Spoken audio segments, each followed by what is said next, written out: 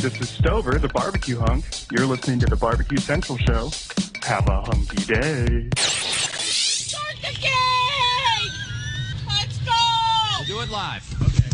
Well, do it live! I'll write it and we'll do it live! So to get that perfect barbecue, you use wood. Are you sure it's safe? Whatever. We put the lighter fluid on, strike the match, and... Oh! Should we call the fire department? That might be a good idea.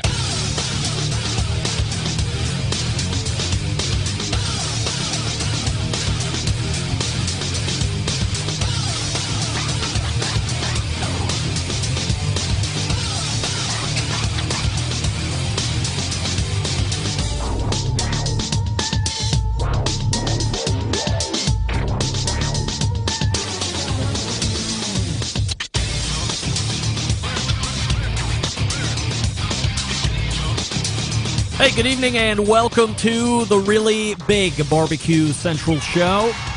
This is the show that talks about all things important in the world of barbecue and grilling. The show originates from the Rock and Roll Hall of Fame city, Bomb City, USA, Cleveland, Ohio, the barbecue capital of the North Coast. I am your program host, Greg Rempe. Happy to have you aboard here on your Tuesday evening's live fire fun and frivolity show. If you want to jump in on the show this evening through phone calls, emails, and the like, here's how you do that. You can get in touch with the show by sending an email to Greg at bbqcentralshow.com or on the Twitter and Instagrams at BBQ Central Show. Anything else you want to find out about the show can be found at the main website, thebbqcentralshow.com. And here's what's happening in case you get the newsletter. Coming up in about 12 minutes from now, it is a guest I have had on my radar for years, but it didn't seem to be a pressing situation until they went public last summer.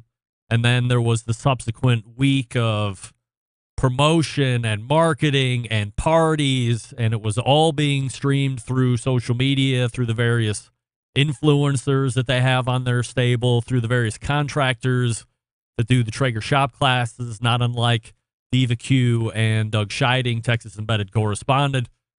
And right in the middle of it was the CEO of that very company, none other than Jeremy Andrus. He will be joining us for the first time.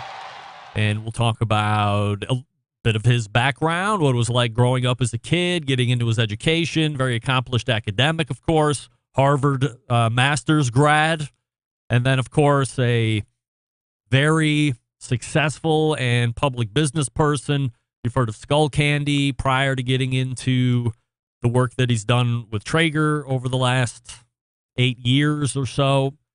And then, of course, there were positions previous to that, but we're not going to dig too far back into there because we just don't have all kinds of time. Very busy man, and appreciate the fact that he is going to be hanging out not only in the 14 past the first hour segment, but we'll hold him over after a break and convert him into the 35 minutes past the hour segment as well. So 2 full interview segments with Jeremy Andrus, CEO of Traeger Grills. And that will be happening in about 10 or 11 minutes from now. We will also be asking very pertinent questions that are happening to Traeger present day. We'll talk about business. We'll talk about new products. We'll talk about how they are really pressing the envelope and dominating when it comes to marketing and the thoughts behind that, how they do it, who they're reaching out to, all the fun stuff. And then we'll ask the really tough questions right at the end, so we don't make anybody mad, or we can at least jump off the bridge right at that point at the very end. That's how we do it here on this show, because we are courageous, as Daniel Vaughn said. We are courageous. We will be. And that will do it for the first hour. Then we will move to the second hour. While I was lining up 2 guests in the second hour, we had to reschedule a little bit, which is fine, because I want to have all of the ends covered when it comes to sound, fidelity, and audio. So we will reschedule who was going to be at 10:14. But the more I thought about it as I got to rescheduling the 10:14 guest, I thought, the person coming up 35 past the second hour, as I really start to dig in and do research and realize who I actually have, This is also an hour-long guest. This is a 2-segment guest. Hugely, again, academic, professional. I don't know if my Wi-Fi just went out or not because my mixer is now trying to reconnect, and I have no idea why it would want to be reconnecting at this point. And my heat's still on, so that's good. Anyway, we continue. Not sure exactly what's going on with that. But he's an academic. He's a business person. He is into food. You've heard of Chef Steps. You've heard of modernist cuisine. But have you heard of Combustion Inc.? Maybe you haven't. That's really the precipice of why I wanted to have him on. That was the motivating factor. But as I started to do a little research and realized who I had, I was like, wow, we got a lot to talk about. So what happens? We press him out into 2 segments into the second hour. And here we go, back-to-back first-time guest here on this show. It'll be Chris Young from Combustion Inc. Again, one of the co-founders of Chef Steps, which is that sous vide machine, and then, of course, one of the co-authors of Modernist Cuisine. So very excited to have Chris on the show and get some background on him, what he's up to. And then, of course, we'll talk about Combustion Inc., which I think a lot of you are going to take quite an interest in, especially as it relates to wireless thermometers. So there you have it. And that's who we have on the show this evening. Jeremy Andrus coming up in about 8 minutes from now. And then in the second hour, Chris Young, Combustion Inc., and all of the other accolades that I had just mentioned.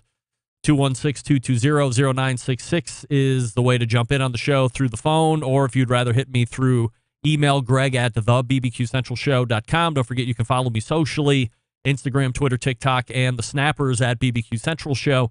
For a live video feed of this show, you can also go to Facebook and Twitch/BBQ Central Show. Also, there's one on YouTube/RD Rempe. And we are also live on Facebook as well. So if you'd rather just get the audio version of the show as it's happening live, you can go to Clubhouse. And there you have it. All right, so I guess we have some breaking news here. Just 1 second. Yeah. Go ahead. I just need everyone to put me in the Hall of Fame. All right, everyone doesn't get a vote. That's the thing. You have to specifically ask Doug and Rusty and John and me. Everyone put me on. I don't care who. And that's what happens. There's quite a process in order to get into the Guest Hall of Fame. Of course, you do meet the one and only requirement, which is having to have been a guest on the show, which you've been a guest many years of your life. You've been a judge on the show. So at least you've got the most important part down at this stage of the game. Trying to reconnect here. No, I don't. Oh, wait, there it is. All right, we're getting back on it. Very happy to have that. So let's start here tonight. The reaction to the Meathead Pineapple animation, over the top success, everyone loving it.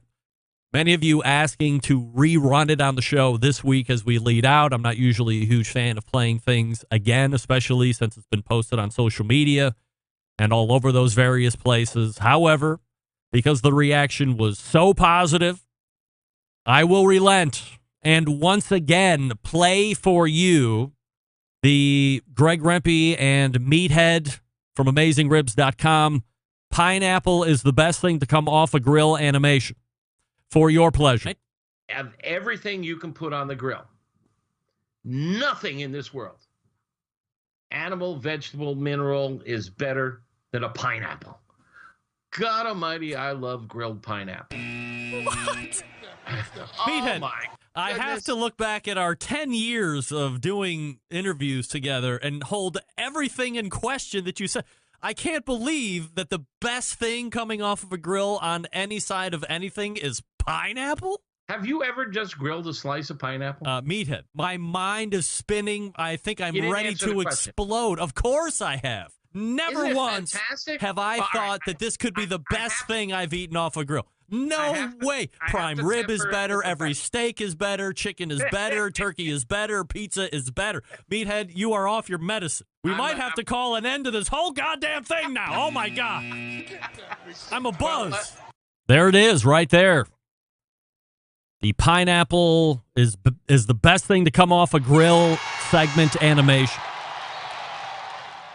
For your pleasure, of course. And once again, we thank Damian Rodriguez for doing that. A talented young man, again, 17 years old. Some listener feedback from the show last week. Dennis in Colorado. I've always wanted to know what's between Sam's buns. I pre-ordered Sam's book about a month ago from Amazon. Can't wait to see it. Greg, another Bomb City star-studded show. I always enjoy Malcolm, but the roundtable format was incredible. It was great seeing Dr. Barbecue back on the show and hearing about his latest adventures. And it was awesome to hear him talk about kicking off the rust and having issues in the competition he was in. Such an honest and humble man. This show is an amazing tribute to all the hard work and professionalism you pour into it. Just an awesome show, and I look forward to it each and every week. Keep up the outstanding work. Regards, Dennis, and that is the official Colorado correspondent, embedded correspondent, Dennis. So, Dennis, appreciate you writing in. Madwood Barbecue loves grilled pineapple as well in the instant chat. So if you are also a fan of grilled pineapple, you should let me know. Why not? Maybe my next guest, Jeremy Andrus, is a fan of grilled pineapple, and he thinks it's the best thing to come off a Traeger. Who knows? Let me talk to you quickly about Big Papa Smokers, the one-stop online shop for all things barbecue. A curated selection of only the best outdoor cooking and grilling supplies. Get you on the path to better barbecue results in no time. Everything at Big Papa Smokers has been Pitmaster approved by Sterling Big Papa Ball himself, from the award-winning rubs and sauces to the American-made grills and smokers. Big Papa's has something for everybody and every kind of cook. Known for the championship rubs and seasonings, popular flavors like Sweet Money, Cattle Prod, Cash Cow, all proven winners on the competition circuit. And in backyards, offering 13 perfectly balanced flavors that will transform ordinary meals into extraordinary. Big Papa is also the proud owner of the award-winning Granny's Barbecue Sauce. If you're looking for a new go-to sauce that will please everybody, Granny's traditional yet powerful flavors remind us of why we fell in love with barbecue in the first place. And aside from the premium selection of rubs and sauces, they're selling cookers, and the very best ones at that. If you're looking for a versatile smoker that's easy to use, check out that Mac 2-Star General Pellet Cooker. Big Papa Smokers, the exclusive Mac dealer, even offering special packages. Not a fan of pellet smokers? Take a look at that Old Hickory Ace BP, the only charcoal smoker the Big Papa trusts on his competition trailer. If you're not sure of what grill you need, give them a call. Ask questions. Why not? 877-828-0727. That's 877-828-0727. Or shop their website at bigpapasmokers.com. That's BIGPOPPA smokers.com. We are looking for Jeremy Andrus from Traeger Grills. Hopefully we'll have him here on the other side. So you stick around and we'll be right back. You're listening to the #1 most downloaded barbecue and grilling podcast anywhere. The Barbecue Central Show.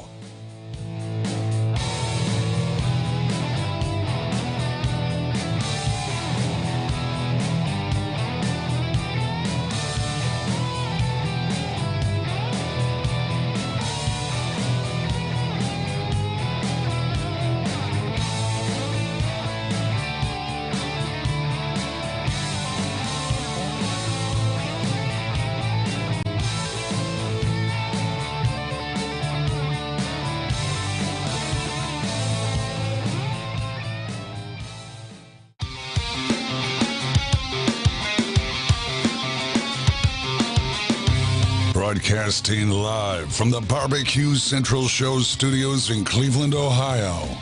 You're listening to the Barbecue Central Show.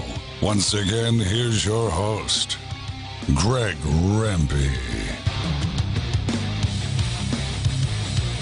All right, welcome back. This portion of the show is being brought to you by the Barbecue Guru, creators of automatic pit temperature control technology, sellers of ceramic cookers with built-in power draft fans, and accessories to make your barbecue and grilling life easier. Visit bbqguru.com for more information or give them a call at 800-288-GURU.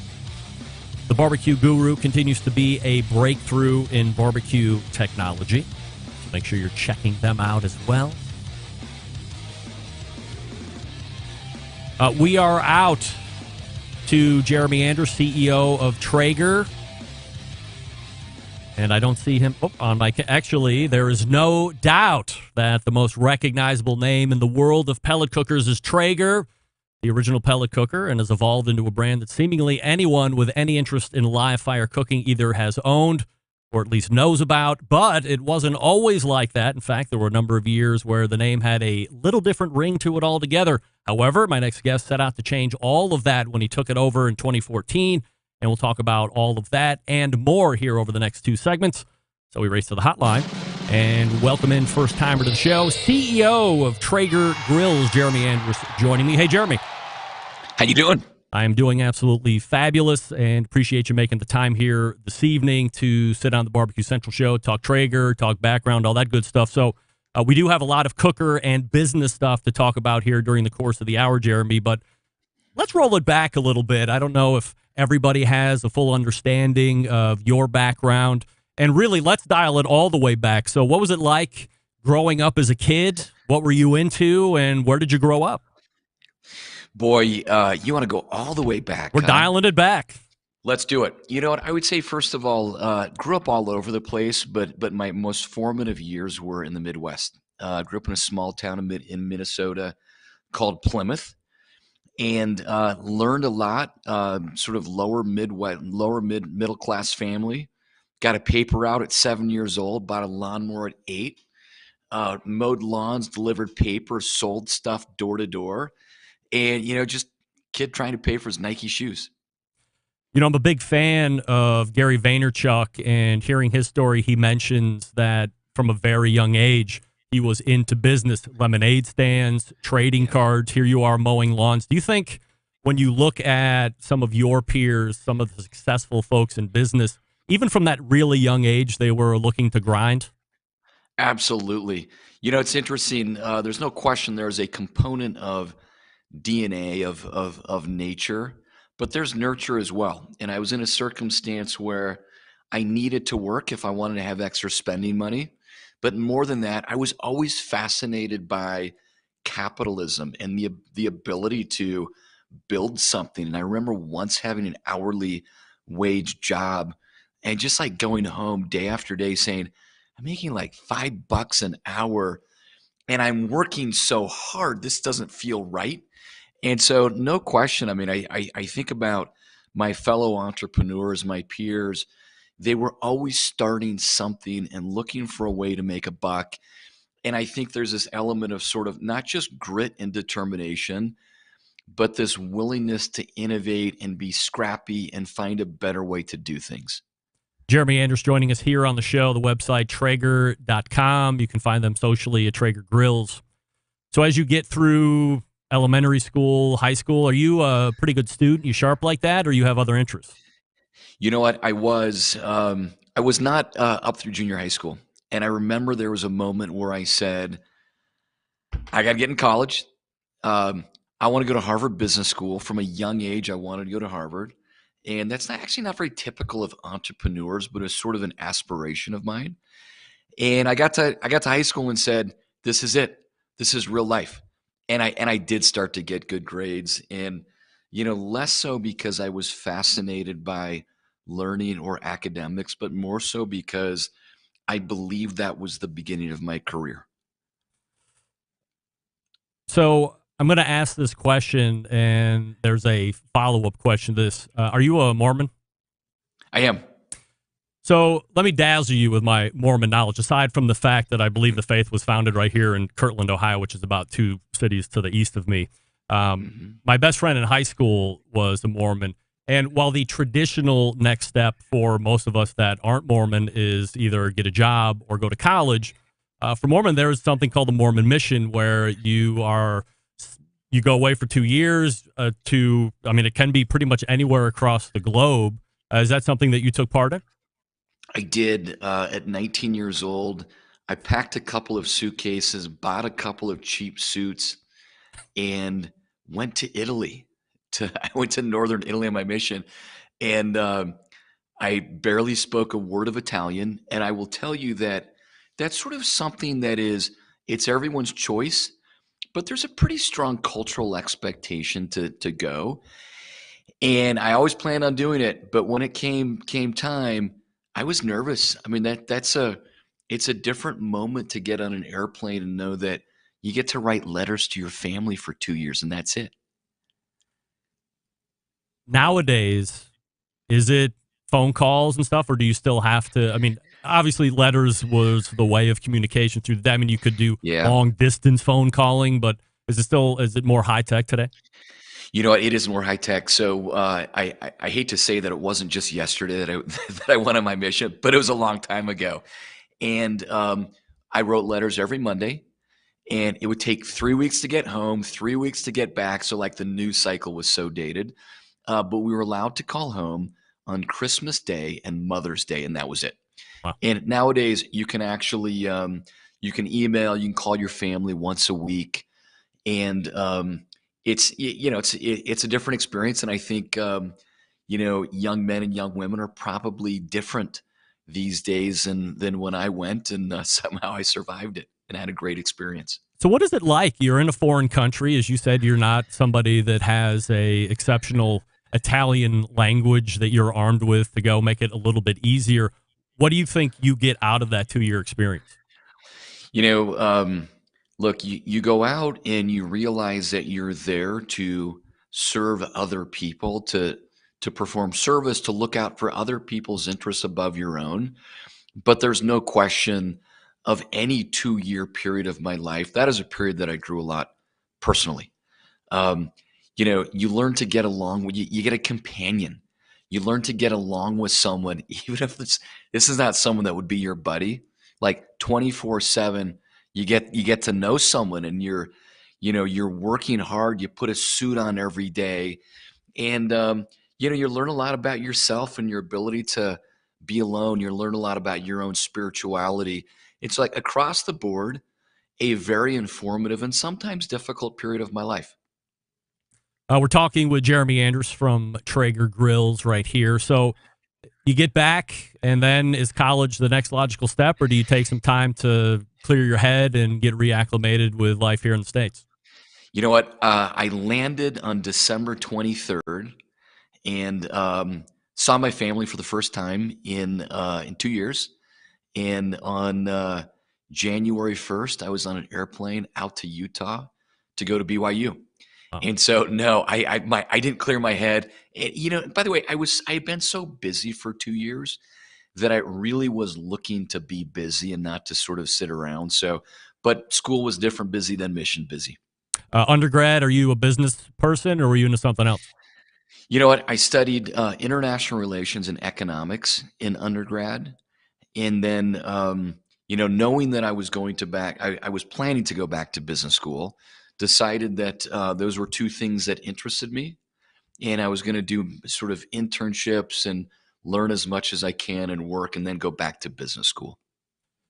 So here's the time to go to business school. You get out of BYU, as you had mentioned a couple minutes ago. It was a goal of yours from a young age to go to Harvard Business School. So what was the process like, and then what was it actually like getting there and going through the curriculum? I'll tell you that, first of all, I worked before I went back to Harvard Business School. I worked for 4 years, actually. I was a management consultant, and honestly, didn't enjoy it. Probably not a very good one. I remember being 90 days in, working 7 days a week, Saturday morning, picking up the phone, calling my dad, saying, "Dad, I hate this. I'm depressed. I can't get out of bed. Maybe I should have gone to law school or something." And so, look, my career from the very earliest days, and I would say until I got sort of 10 years into it, kind of meandered a little bit, and it was hard. And it took me a while to figure out what I enjoyed. So I was a consultant. And then as a consultant, I started day trading stocks full time for 6 months, like showing up to the office at like 4 a.m, checking stocks, trading stocks before the day began. I built real estate, developed real estate. So I did a lot of things before I went back. And then I applied and I got rejected. And it was heartbreaking because I'd wanted to go for so long. And I said, "Okay, what do you do when you fail? You get back to work and you apply again." And so fortunately, the second time I got in, And I made it very clear in my essays that I was going to apply year after year after year. And so you can get rid of me now and I'll come to school, or you can read my essays every single year. So you make that commitment to yourself, but let's play it out just for a second. You're constantly rejected by Harvard for whatever reason. Did it have to be Harvard or bust? Yeah, you know what? It did. And honestly, I look back and I don't know exactly what my obsession was with Harvard because I got into other business schools. I got into Northwestern. I got waitlisted at Stanford and said that's not for me. And so it had to be Harvard. And it was a goal of mine. And honestly, I got there and the experience was just fine. I mean, I kind of said, well, this is kind of cool. Like, you walk this traditional campus and the ivy is hanging off of these multi-100-year-old buildings. And the experience was fine, but honestly, not my favorite 2 years of life and a very expensive 2 years. So you get out of Harvard Business School. Now you have the master's in business. And there's certainly other positions that we can talk about. But before we start getting into the Traeger stuff heavy, I wanted to talk a little bit about your time at Skullcandy and how you think that helped you and your business development. Yeah, look, there is no question as an entrepreneur, you learn more. I learned more in every 6-month period of time as an entrepreneur than I think I did in a 2-year MBA. I mean, like, there is when you have skin in the game and you're grinding and you've got to figure these things out. And when you make mistakes, they're real and they're meaningful and they cost you. I learned so much. So, I started a small business out of business school. Wasn't terribly successful, but I learned a lot about me and I learned a lot about running a business. And I eventually found myself partnered with my co-founder of Skullcandy, and honestly didn't know that much about consumer electronics, about manufacturing. I was passionate about being an entrepreneur, and I really loved brand and consumer. And that was a start. And honestly, I look back and say, I knew nothing. Like, I have no idea how we succeeded, but candidly, I look back every sort of 12 years of my career, at least the last 16 years when I went to Skullcandy, and I say every single year I can look back and honestly say I knew so little then, and that's one of the things I've loved about a career. I mean, like, the learnings are sometimes intense, but they're really satisfying along the way. We could dig deep into Skullcandy. Let me ask you this question. If beets never becomes a thing, is Skullcandy the beets of the day then? Oh boy. You've asked a very sensitive question, and this is funny because my assistant said, I've got headphones for you. And turns out they were Beats headphones. And I said, Jordan, I can't wear those. And she said, it's all I've got. So right now, you can't see the tape over that B because I refuse to wear them publicly. And look what I just did. You know what? So I'll tell you that we built Skullcandy, a $300 million business, on $800,000 of equity. Yeah. We were always underfunded. It should never have worked. And by the way, I fully acknowledge there's a ton of luck that goes into building a business. And I look back and like full on say, I don't know if I could do that one again. But interestingly, we had an opportunity to merge with Beats at one point along the way. And I actually thought that was a great idea. And not everyone around the table did. And so, look, we were first. I mean, we were out of the gate ahead of Beats, and we had a phenomenal brand. And what I realized as I watched Beats grow, and I initially looked at Beats, and I knew Beats before they launched.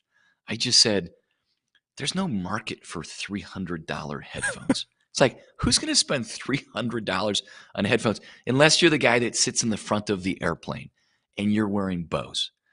And of course, like, how wrong I was. I mean, like, embarrassingly wrong. And I've learned a lot about consumer disruption. That was one of them.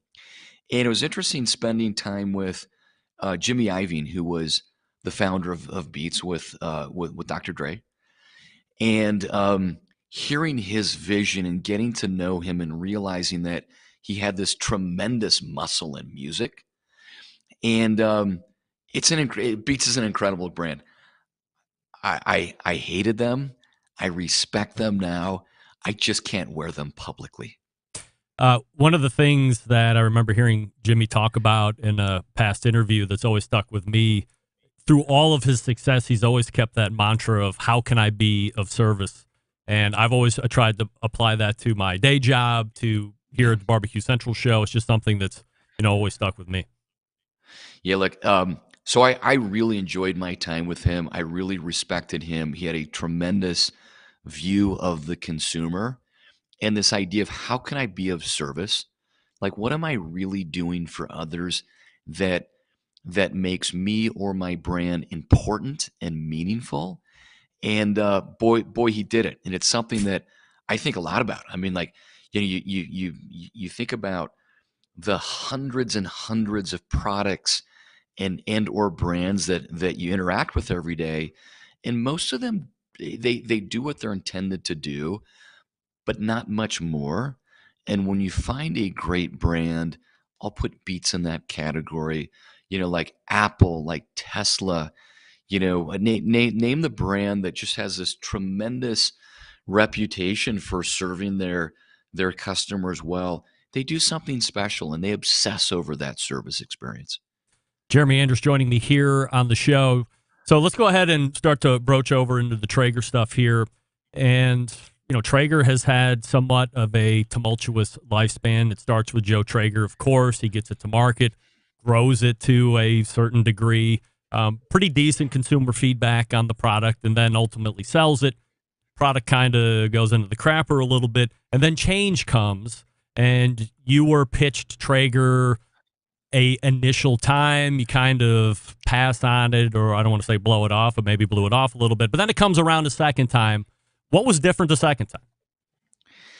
The second time I actually sat with consumers and I asked them questions about Traeger. And the first time I sort of said, like, the outdoor cooking space or grilling space was so commoditized, and I just didn't know that it was a space from a brand perspective that was right for me. And I will tell you that, when I flew to Oregon, and it was a fairly regional brand when I met it in mid 2013.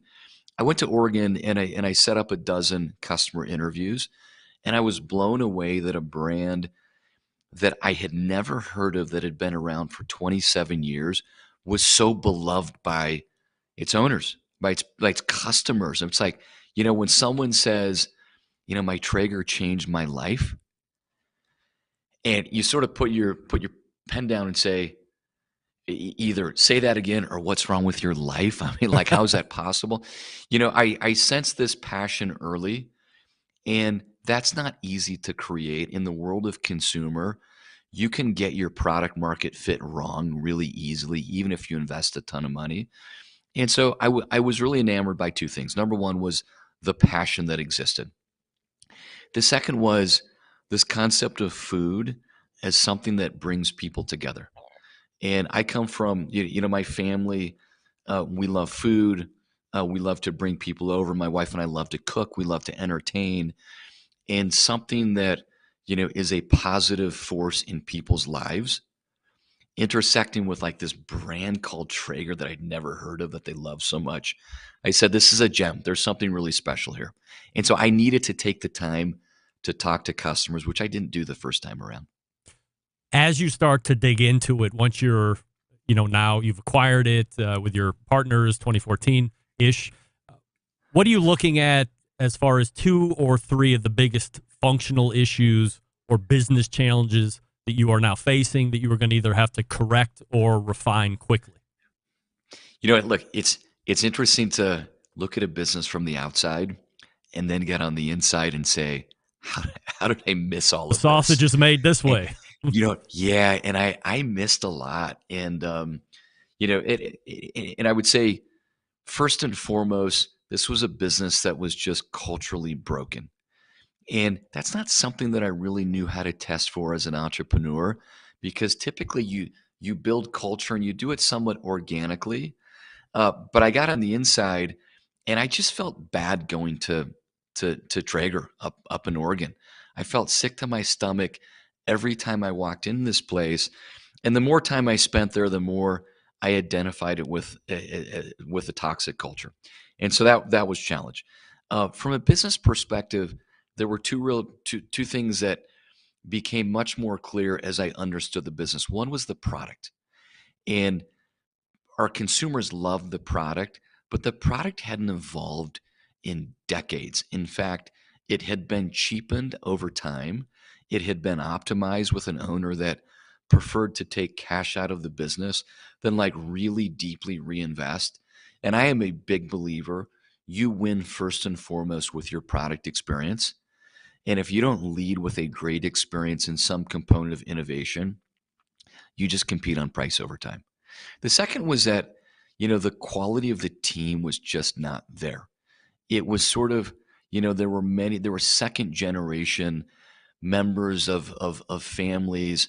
And it was kind of like, it was this old business that served a purpose, which was make payroll, but there was no real aspiration to build something like really, really big and disruptive. And so, it's interesting how sometimes when you're in the middle of something, there's this phrase, you can't see the forest from the trees. Like everything's so close to you. These people didn't really know what they had. And I came from the outside and said, guys, this thing is magical. Like, do you know what your consumers are saying about this? And so, sort of team, product, culture, these are the three things that I said. We can enable the business a lot of different ways, but we lead with people, and that's team and culture, and we lead with a really unique product experience. Jeremy and it took Andrus, a while to get there. No doubt. Jeremy Andrus joining us here on the show. Jeremy, can I hold you up just for 1 second, do a read, and we'll come back and finish up here? Sure, of course. All right, stand by. We're talking with Jeremy Andrus, CEO of Traeger, and we'll dig a little bit more into what's happening there in one moment. I'll talk to you quickly about Yoder Smokers. Yoder Smokers designs and builds all of their products right here in the States, building pride through craftsmanship, world-class customer service. That's the backbone of how they've built the company. This approach translates into what can be a truly bespoke style product that elevates gatherings with friends and family. Honored to have a trusted place in the backyards of America, from pellet cookers to wood-fired offset pits and charcoal grills. Consistent blue ribbon flavor has become synonymous with the Yoder Smokers name. Make no mistake, Yoder Smokers flavor-driven design is unique to each style of pit, and the team has developed their cookers to perform time and time again while outlasting the competition for generations to come.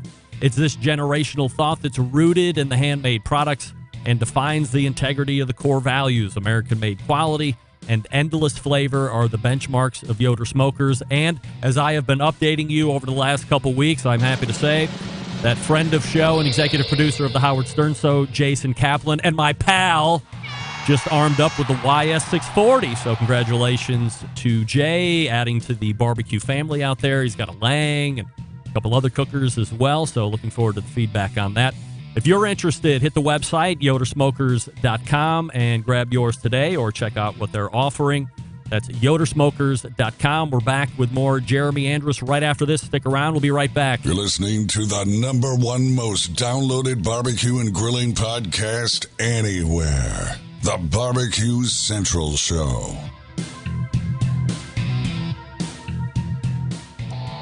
Howard Stern, Jim Rome, Dan Patrick, and Greg Rempe. The Mountain Rushmore of talk show entertainment. Now, let's get back to the Barbecue Central Show. And this portion being brought to you by cookinpellets.com, your #1 source for quality wood pellets for all of your pellet-driven cookers. Visit cookinpellets.com for more information, or to purchase, or to see what other products they have to add a little bit more flavor to what you're doing out there.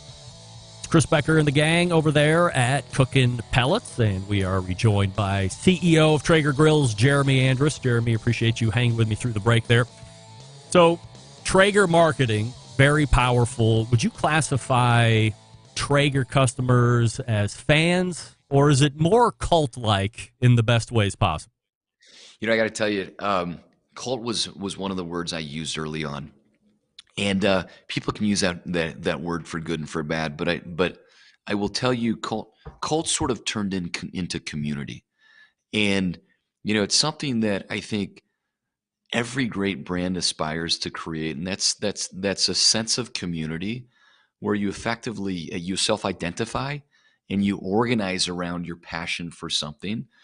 And so there's a community out there that I think is absolutely passionate, and I felt it no more than since the pandemic hit, and like this need for community and support and gathering around food, whether it's physical or virtual.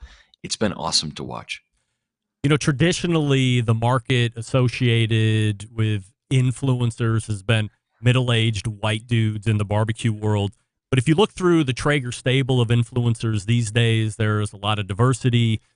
Have you noticed a shift in who's buying and using these grills, or is Traeger trying to do a better job of marketing outside of that historic audience? Actually, we are seeing a shift. We're seeing, certainly a shift from an age perspective. We're seeing our consumers as being younger, finding this passion earlier. We're seeing, much more inclusion from an ethnic perspective, from a gender perspective. Outdoor cooking tends to be a fairly male activity, but women fall in love with Traeger, and sometimes it's pure barbecue, and other times it serves a different purpose.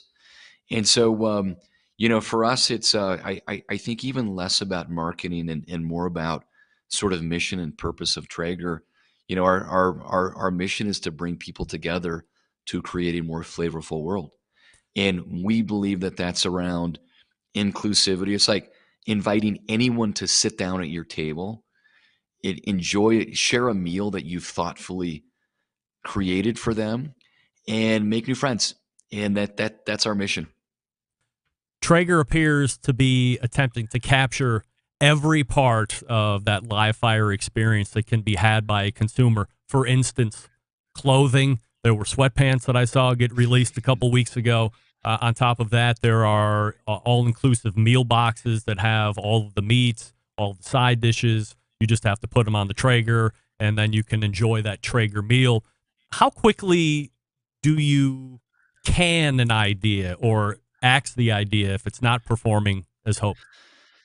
So first of all, the meat sweats, like they blew my mind. Like we did this for fun, and we sold out in hours, and somehow people got really excited by those. But you know what? Things like that you can test, and you're not betting the farm. You've got this portfolio of ideas that you're always sort of playing with. I am a believer, though, that you come in with like real consumer research, like you really know your customer, you spend time with them, you survey them, you have real knowledge, but you failure fast. And so you're thoughtful. And before you really go deep, you'd rather fail early than fail later after you've poured a lot of resources in. And so I am a believer of like this portfolio of ideas and risk, and you're pressure testing them. And if they fail, that's okay, as long as you have a culture that embraces risk taking, and it's not punitive for failure, and you're not betting the farm on a single idea. Technology has become something that appears to be very important to have on grills. From your research and data, what percentage of Traeger customers are actively using the tech each time or almost each time versus just being happy that it's on there but not really using it? You know what? It's actually growing rapidly. And so we launched our first cloud-connected Wi-Fi enabled grill, the Timberline, back in 2017. And that was kind of a new concept at the time. It's like, why would you need to connect your grill to the cloud, the control, the content? How does this all work? And I think there are some devices that, everything's connected these days. And sometimes you look at that as a consumer and say, that's kind of gimmicky. Like, what does that do for me as a customer?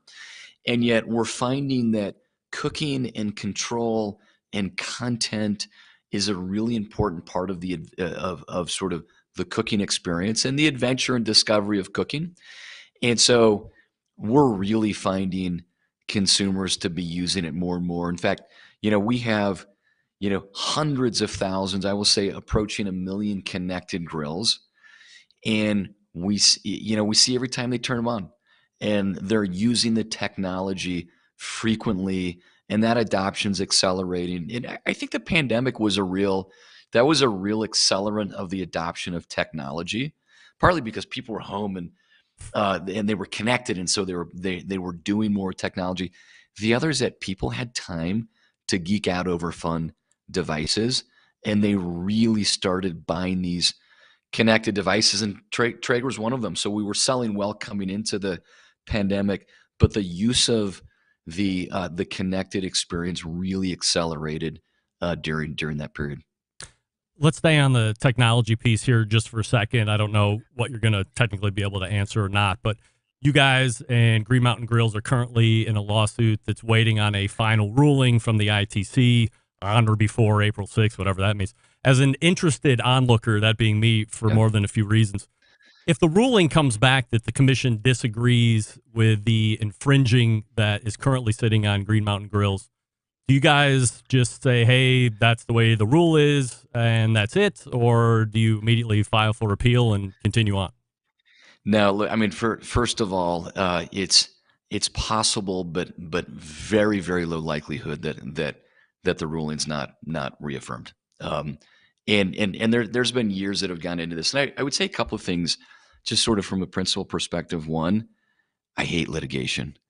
I hate being on either side. It's like you want to build something for your consumers. You don't want to make lawyers rich. No offense to any lawyers listening, but it's like the lawyers always win, and it's painful and it's draining, it's tiring.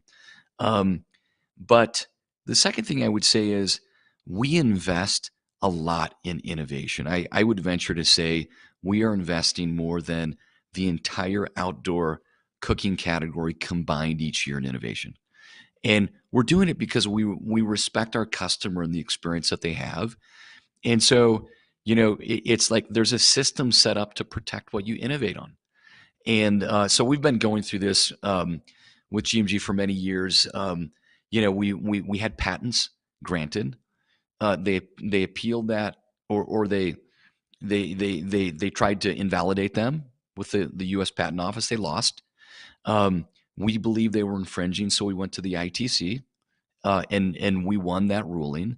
And at this point, I don't know if it's 99.9 or 99.99%. Short of the president getting involved, we've won with the ITC. And so, look, I know the GMG guys. We certainly have no intent to hurt anyone. We think innovation and competition's good, but we spend a lot of money building that experience for our customers, and this is the system. So, we're trying to respectfully go through the process in the system, and hopefully, there'll be something in this that works for both of us.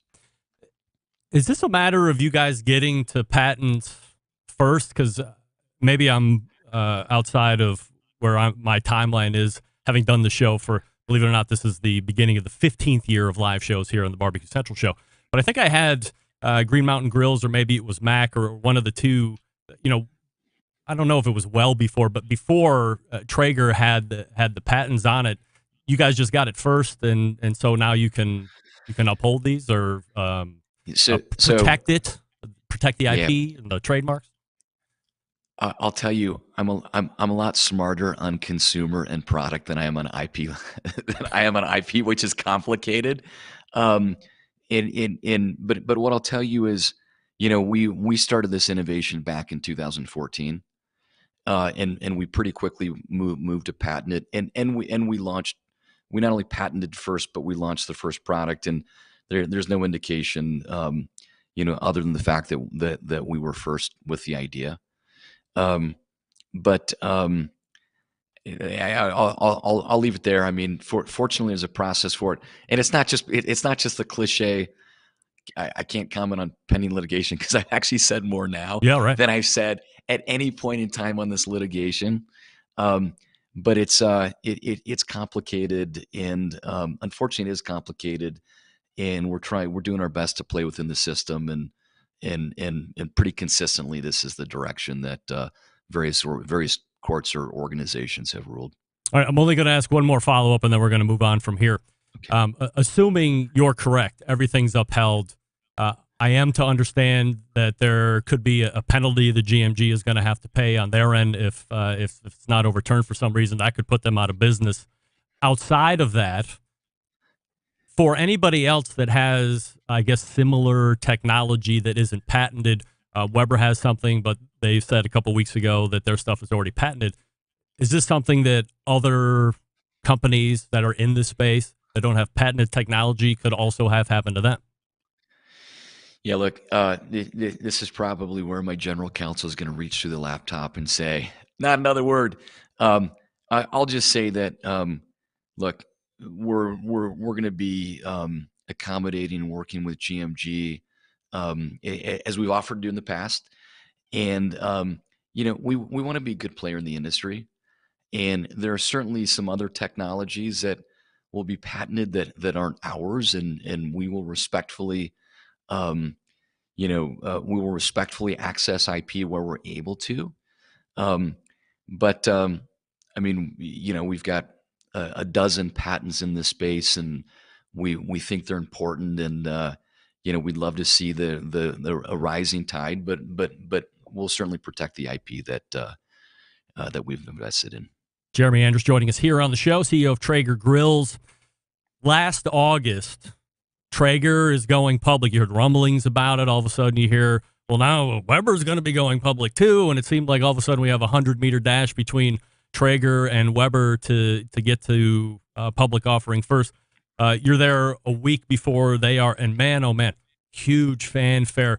In my estimation, and believe me, I'm as dumb as it comes to investing and Wall Street and all this other stuff, but there was so much hoopla and marketing in a good way, by the way.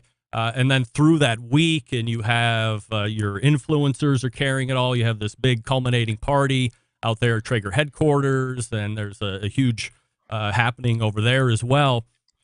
You're cresting at 10 days in, $32 a share almost. And then here we are, first part of 2022, and we just crested back at $10. I think we closed at $10.06 a share. Today it was, $9 or so for quite a while there. And you're way smarter than this and me. What do we attribute to where we're sitting at today, and why would I not want to be crapping my drawers? So, there's a lot there. I'll first of all say, it is kind of interesting. I mean, let's say we're a 35-year-old brand, and I'm going to guess Weber's 70, 75 years old. Like, how do we go public a week apart? So I can honestly say I had no idea that Weber was going public until we were three months down the road with that. I don't know if anybody knows Weber's still public. I mean, that's how much they didn't cover it and how bad it was, in my estimation. Yeah. You know what? I will. So we approach the world very differently than Weber, and I view that as a good thing. Look, there was a lot of optimism out of the gate. Traeger has been growing really fast. I mean, if you look at, we've grown at a 35% plus CAGR for the last 6-7 years. And, we have a unique position. I think our community rallied around it and got excited about it. But I'll say a couple of things. Number one, two-thirds of companies that went public last year are trading below their IPO price now. So, there was sort of 12, 18 months of like this hunger for growth and technology. And then you get to the fourth quarter, early first quarter, and this thing flips on a dime. And it's like enough of the new issuances, we want stability because, inflation's happening, interest rates are going up. And so there's definitely a macro piece from that perspective. But the second is that, as much as our brand is healthy and continues to grow, and all of the metrics suggest that, supply chains are complicated right now.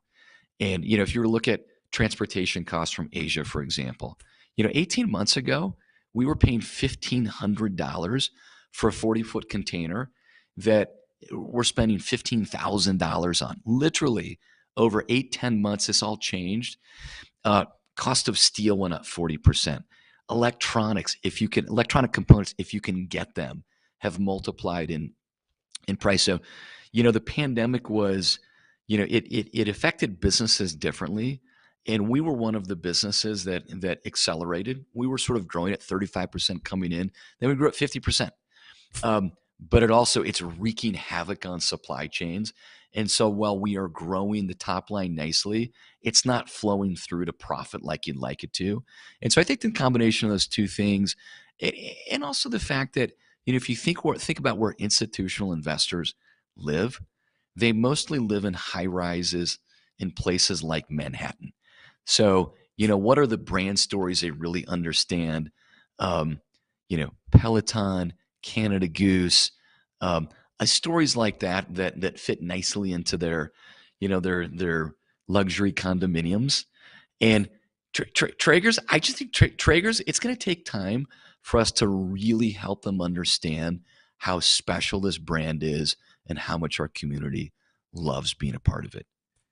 Is Traeger actively looking to increase the offering portfolio outside of pellet stuff? So you have the pellet cookers, undoubtedly, but if you look at Weber, they have a gas grill line, they have charcoal line, they have a smoker line. Are you looking to diversify that way just to even out the ship?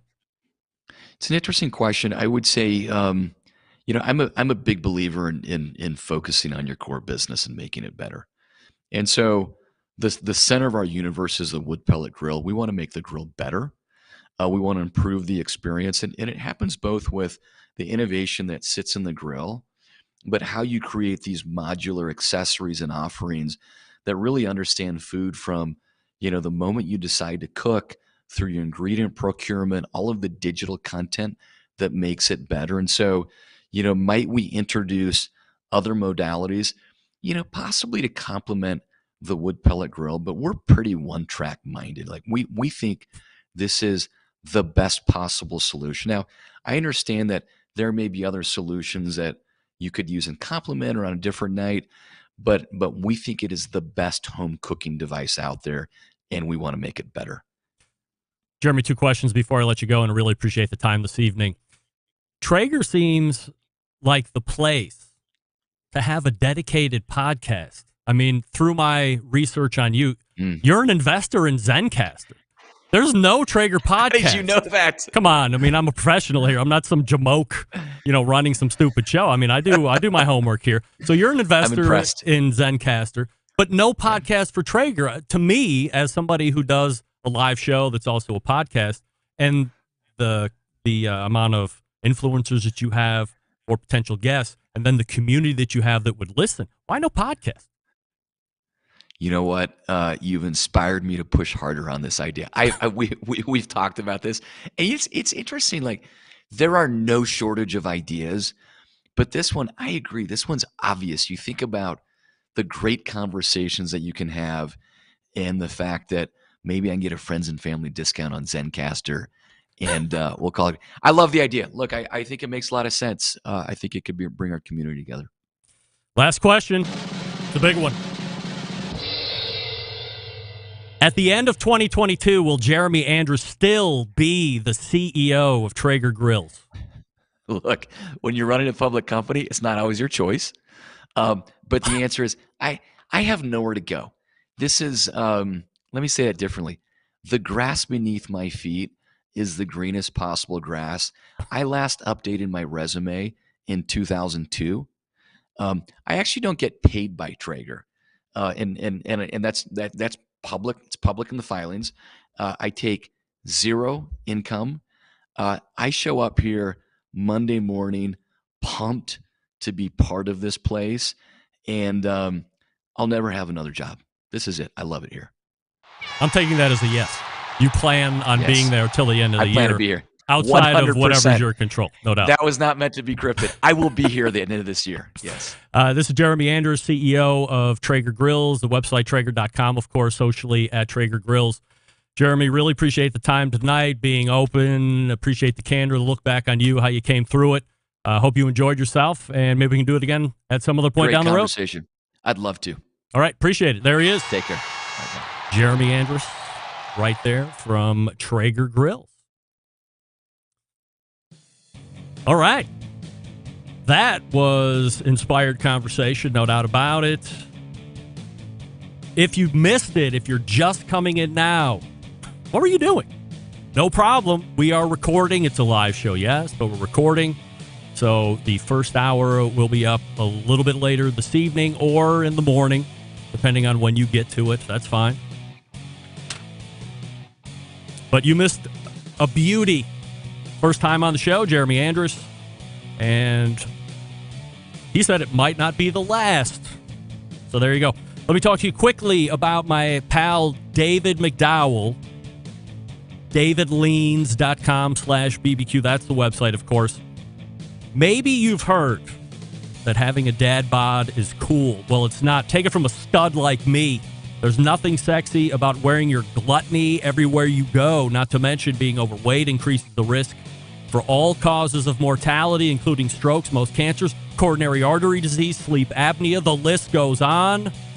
Luckily, thanks to my pal, friend of the show, backyard barbecue enthusiast, and men's health and wellness coach, David McDowell, you can eat barbecue all year round and still lose the fat.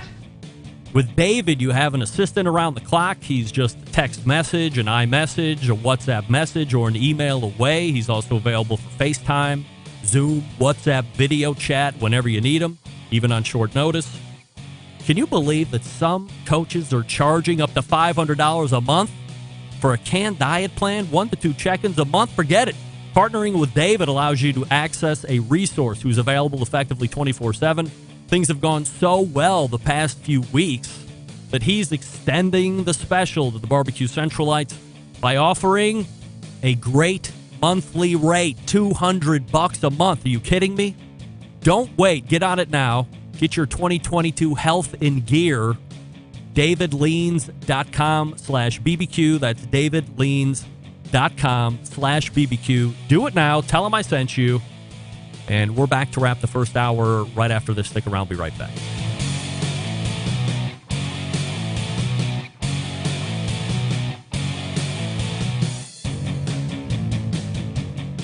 Continuing to produce incredibly mediocre content in an exceptionally professional way.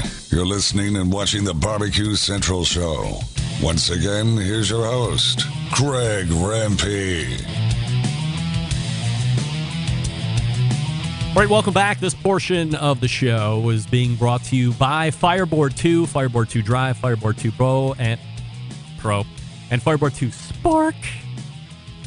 Connect to Wi-Fi for cloud-based monitoring of up to 6 temperatures, which can be done simultaneously, or connect via Bluetooth if you would like. If you have Alexa or the Google Assistant in your home, you're in luck. Fireboard fully integrated with both of those. You can find out more by visiting fireboard.com or call 816-945-2232.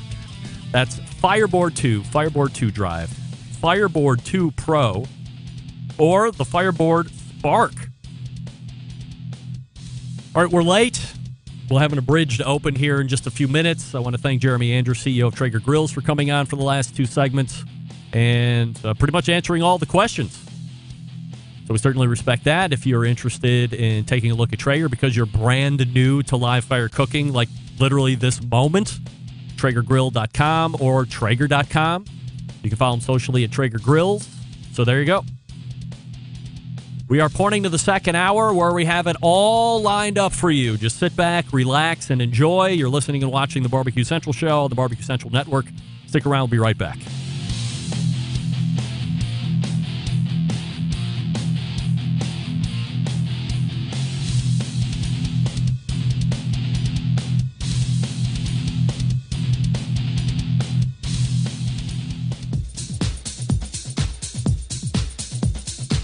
Happy to have you aboard here for the really big barbecue show. Boing. We cook because we have to, and we grill because we want to. Hit me. Fine. How's it going? You have a great show. I'm a big fan. So what seems to be the problem here? This man looks like he's dead, and he's in the crackle. Sean Bono! It's all about the Sean Bono, dude! Succulent fish. What? He ate 54 wieners. Now listen, Lavernius, shut your face. I'm shaking like a dog shit peach seeds. We have top men working on it right now. Top men. And just like that, we are into the second hour. It's the Barbecue Central Show, talking about live fire, barbecue, and grilling related things. We do it live every Tuesday from 9 to 11 p.m., being recorded at the same time, being streamed video at the same time. I'll talk to you about that here in just 1 second. Still to come on this show tonight at 14 and 35 past the hour, Chris Young from Combustion Inc., but you might also know him as being a co-author of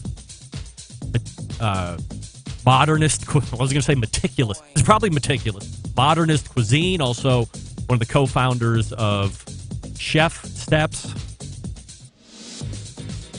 You remember the sous vide machine? Yeah.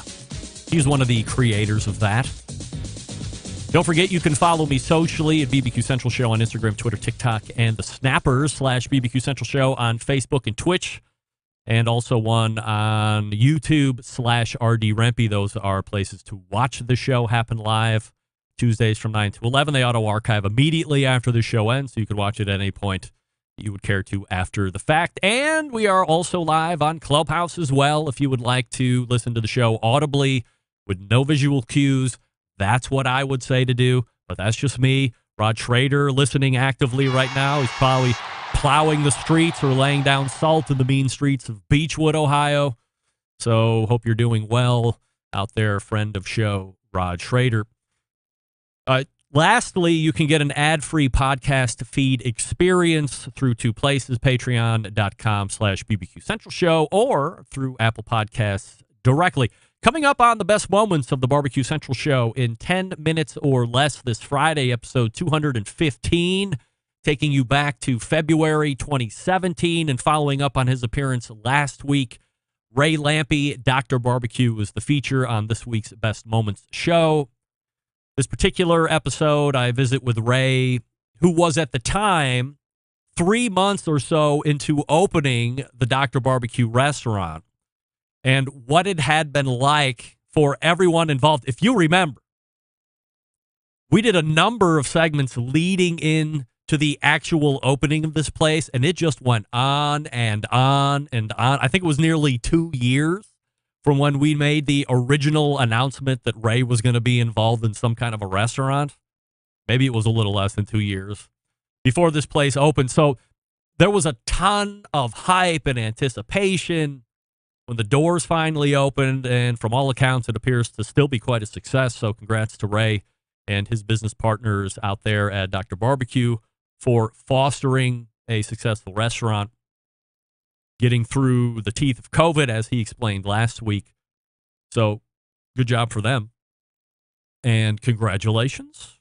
Don't forget, if you want to hear a guest or a segment again on this show that's been lost in the archives, email John and let him know what you would like. JON at thebbqcentralshow.com. That's JON at thebbqcentralshow.com. It'll do his best to meet your expectations.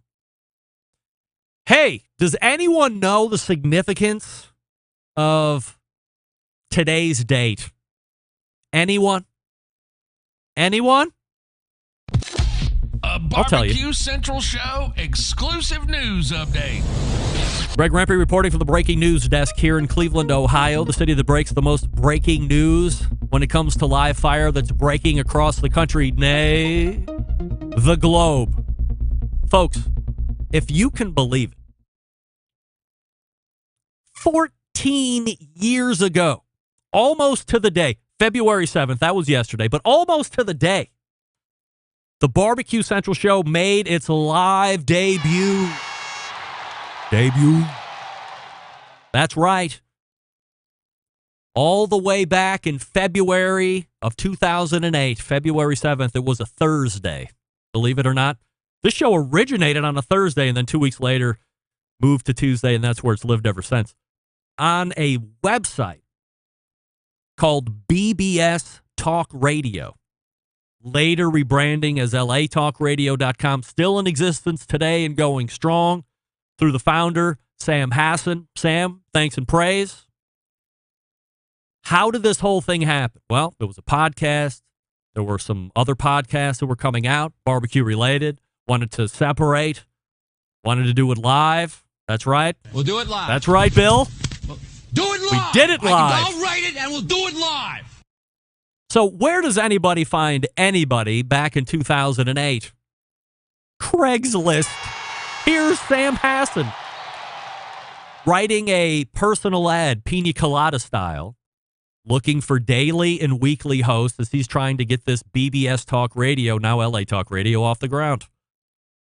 And if you could pitch him your idea or concept for a show, he was going to give it to you free of charge. I had extra steps to contend with. All the other hosts were living in Los Angeles in this high-rise studio. It was palatial. And here I am going, hey, you can't see me. You don't know me. I want to talk about barbecue for 50 minutes. And oh, by the way, I have no plans on relocating to Los Angeles ever. We're going to need to figure out how you're going to connect into Cleveland and then pull my signal into your servers and then pitch it out to the worldwide internets. Well, guess what? After I figured out the technology and he figured out how to connect into me, I was like the first syndicated podcast live show, or whatever the hell you want to call it. And it was an hour to start, 50 minutes actually. And behind me was something called Broad Topics with 4 ladies that were very witty. Some of them were pretty hot. Some of them weren't, but it doesn't matter. They were hot of the mind, really. But it was a 50-minute show, or 55 minutes. Then I had to get out. Over the years, the show's grown to 2 hours for a brief period of time. The show saw 2+ hours, and it saw an actual additional day during the week, which I still don't remember. It must have been terrible. I blocked it from memory. Then shrunk back down to 2 hours once a week. And why I can officially say with 100% assurity, 100% yes, that this is the longest running and most downloaded barbecue and grilling podcast ever. And I have the stats to prove it. And we are inching so close to grossing 2 million downloads. I'll show it to you when we get there. It's going to happen. Maybe in like 7 weeks or less. Maybe because of the first hour interview, we'll get to that number much quicker. Jeremy, very popular, large following. Everybody loves the Traeger folks, love listening to anything that has to do with Traeger. And also, as John Solberg has told me now, the Barbecue Central show is a source now that can be used to track the last 16 years of the live fire industry and its history and trends and the like. An audible history book, if you will. Because we all know ain't no way I'm going to be reading ever, but I'll listen. You want to know what's happened in the live fire industry since 2006? All you have to do is go to the Barbecue Central show and look for a topic. I guarantee it's been covered, or a guest has been on, or the news that we've broke, or people that have been on the show, people that have quit the show, people that have come back on the show after they've quit the show. It's insane.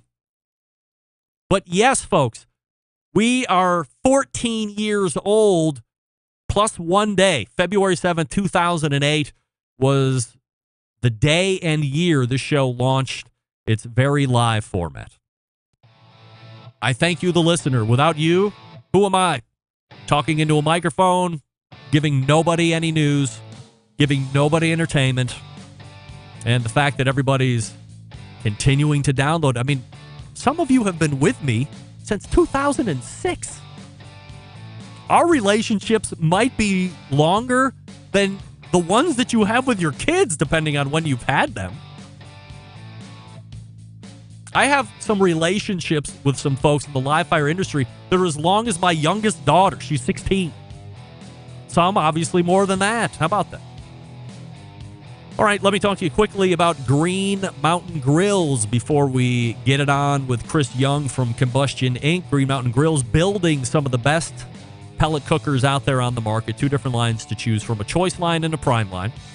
Choice line, if you don't need the tech, if you don't need all the bells and whistles, you want to save a couple $100, whatnot, no problem.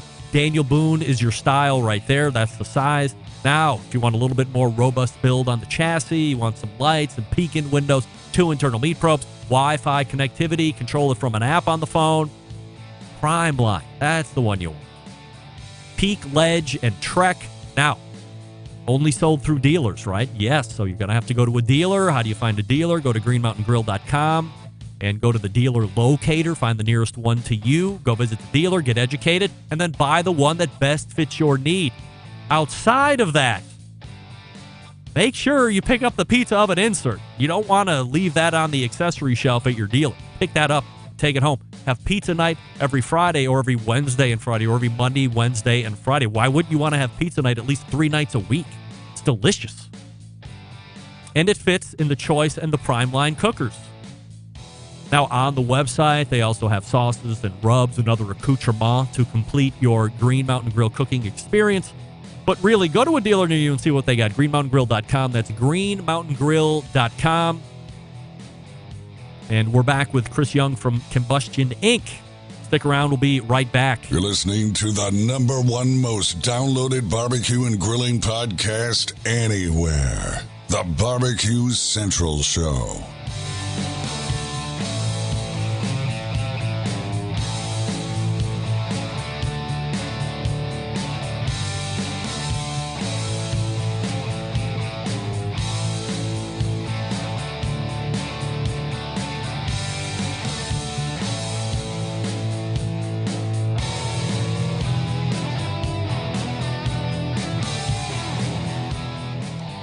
Howard Stern, Jim Rome, Dan Patrick, and Greg Rempe. The Mountain Rushmore of talk show entertainment. Now, let's get back to the Barbecue Central Show. Hey, this portion of the show being brought to you by Pit Barrel Cooker. And while I would usually tell you about how great the Pit Barrel Cooker is and blah, blah, forget about all that. I need to tell you something. You know, I've been teasing this for the last couple of weeks. But about a month ago, the owner of Pit Barrel Cooker, Noah Glanville, maybe you've heard of him, he thought he had me in what we would call a sucker's bet. However, I had a little bit more information than he was giving me credit for. We laid the bet down, and then, of course, I win the bet. But before we actually put it down, I said, hey, if, by chance, I win this bet, I want a severe discount to give to my listeners, be able to blast out through social media, and I'm on a week to have it, or at least almost a week to have it, on those end grain cutting boards. I want 25%. I want my own code, and I want to be able to give it out willy-nilly for almost a week at least. He's like, yeah, sure, no problem, because he thinks he has me in a sucker's bet. Yeah, well, guess what? I win. I'm not going to get into the dirty details here. But if you have been looking at the end grain cutting board and you haven't pulled the trigger yet, thank God, because I'm going to save you 25%. So go to that website now, endgrainusa.com, or you can get it through the Pit Barrel website. If you use code BBQCentral25, BBQCentral25, you can save 25% on any cutting board. So if you want the big-ass one, get the big-ass one, save 25%, medium, small, whatever you like, and it's good on everything over at the end grain site. So see what happens when you think you got a sucker's bet? Sometimes you're the sucker. Now go take advantage and really put the wood to our pal Noah Glanville over at Pit Barrel and End Grain. Again, it's BBQ Central 25. These cutting boards are absolutely spectacular. All right, joining me here in the second hour is someone who has been in and around the live fire community for years and years, and maybe you never do it. Have you ever heard of Chef Steps or the Joule sous vide machine? Yes, of course you have. My next guest, along with his team, created all of that, and now he's looking to take the wireless thermometer market by storm with their new offering from the company Combustion Inc. Let's go ahead and race to the hotline and welcome in first-timer to the show, Chris Young. Hey, Chris. Hey, Greg. Good to have you. I am happy to be had and appreciate you making time for the show Good here. to be here. Yeah, Good no to be problem. here. It's late. Yeah, I get it. So we're going to be spending, a decent amount of time on the predictive thermometer, the associated timer that combustion is working on. But before we do that, I would love to set a proper stage here and look through your background. I had Jeremy Andrus in the first hour, and we ran it all the way back for him. I don't know if we'll go back that far, but maybe we will. So as you look back at a young Chris Young, where do you come from originally? What kind of family do you grow up in, and what kind of kid are you? Yeah. So I was born in the Chicagoland area. I grew up in the Midwest until I was about 13, and then moved to Albuquerque, New Mexico. My mother was a nurse. My dad was in the ad industry, and they moved us there while he started a business. So I sort of bounced around for a while. Ultimately ended up in the Seattle area for university. I did degrees in mathematics and biochemistry before I bailed on a PhD and became a cook.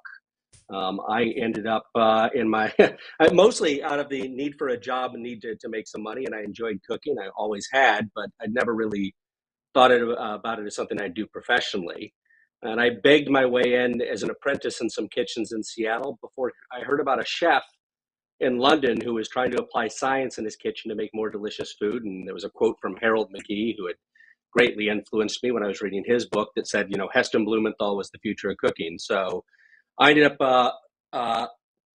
going over, having a meal that completely changed my life. I mean, this would have been circa 2002. And there was really nothing like this at the time. This was the beginning of the molecular gastronomy movement, the modernist cuisine movement.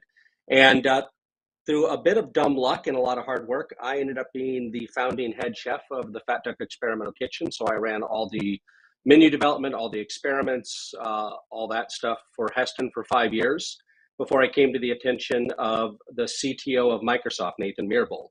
And Nathan and I actually had a shared interest in barbecue. That was something we both had a lot of passion for. We thought there was, a lot of things that were great about it, but there was also a lot of myth and lore that we thought was just flat out wrong. So fast forward to 2008, I was moving back to Seattle, and Nathan suggested we write a book together, and that became this series of books called Modernist Cuisine. And the reason there's a huge section on the science of barbecue in there is because Nathan and I have a passion for that. That book wrapped up about 2011, and between 2008 when I'd started the book with Nathan and 2011, like YouTube had become a thing. Hard as it is to remember, back in 2008, YouTube wasn't really a thing, and it was still early days in late 2011, early 2012. Podcasting wasn't a thing yet. Yes, it blogging was. Podcasting, it was early days, right? And so, myself and some colleagues from Modernist Cuisine got some digital cameras, started throwing cooking videos up on YouTube back in 2012, and that became Chef Steps. And while we were very passionate about creating content that educated, informed, and taught people how to be better cooks and inspired them, we also felt there was an opportunity to make better kitchen tools, and that's how I ended up making Joule. Fast forward to 2019, I sold Chef Steps to Breville, and Combustion Inc. is my new thing. So I'm kind of going back to one of my passions, which is barbecue and live fire cooking. Chris, can I break here just for 1 second? Can you tap on that microphone? Yeah, we're not getting that. I think we're getting your PC mic for some reason. Let me see if I can switch that. Sorry, we tested this. No problem. Says you look like you might be in a input. different location than the last time we talked as well. I moved some things around, but not a different location. All right. Okay. Well, I can take the headphones off and try seeing if it'll switch over to the microphone. What would you like me to do here?